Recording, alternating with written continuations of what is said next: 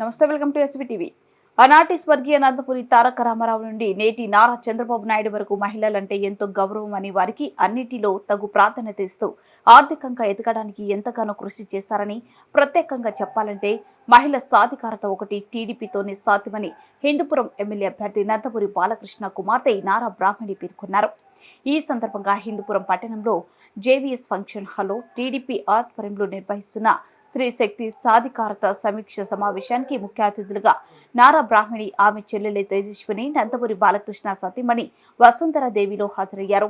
జరిగిన కార్యక్రమంలో నారా బ్రాహ్మణి మాట్లాడుతూ, నందమూరి కుటుంబానికి హిందూపురం ప్రాంతానికి విడదీయరాని అనుబంధం ఉందని, దాన్ని దృష్టిలో పెట్టుకుని ఆనాటి స్వర్గీయ ఎన్టీ రామారావు, స్వర్గీయ హరికృష్ణ, నేటి ఎమ్మెల్యే నందమూరి బాలకృష్ణ వరకు హిందూపురం ప్రాంతాన్ని ఎంతగానో అభివృద్ధి చేశారన్నారు.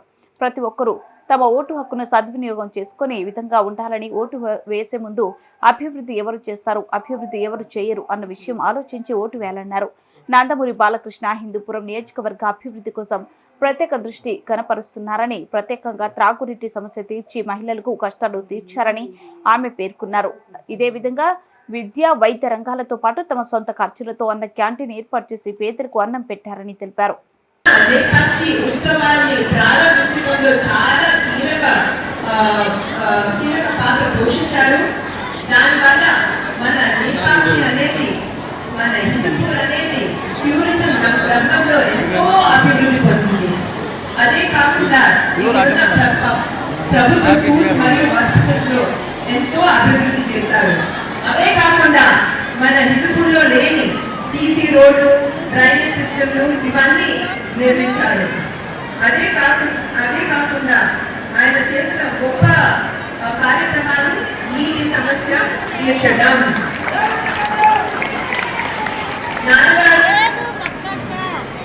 రైతుల బాగు కోసం హంద్రీనివా ద్వారా చెరువులలో నీరు నింపి ఇక్కడున్న రైతులు బాగుపడేలాగా చేశారు.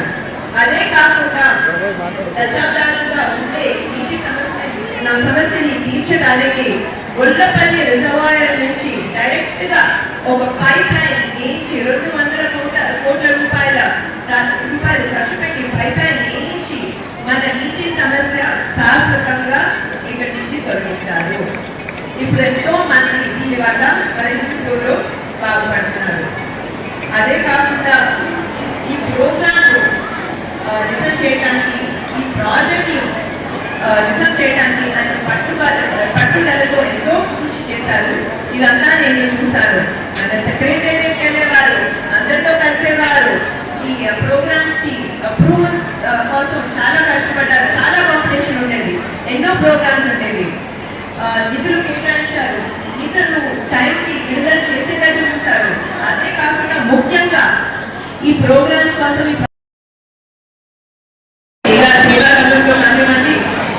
ఇంత స్పీడ్ గా ఆయన ముందుకు వెళ్తున్నారంటే అది కేవలం మీ అందరి ప్రేమాభిమానాల వల్ల, మీ వల్ల నాన్నగారు అన్స్టాపబుల్, మీ ప్రేమ వల్ల నాన్నగారు అన్స్టాపబుల్.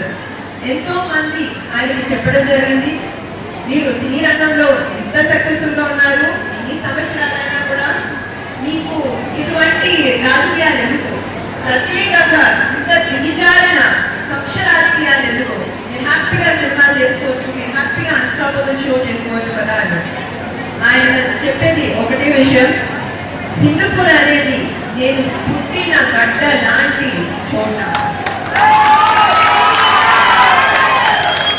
నేను హిందూపూర్ని భారతదేశంలోనే ఒక మోడల్ నియోజకవర్గంగా తీర్చిదిద్దుతాను అని చాలా డిటర్మినేషన్తో చెప్పడం జరిగింది.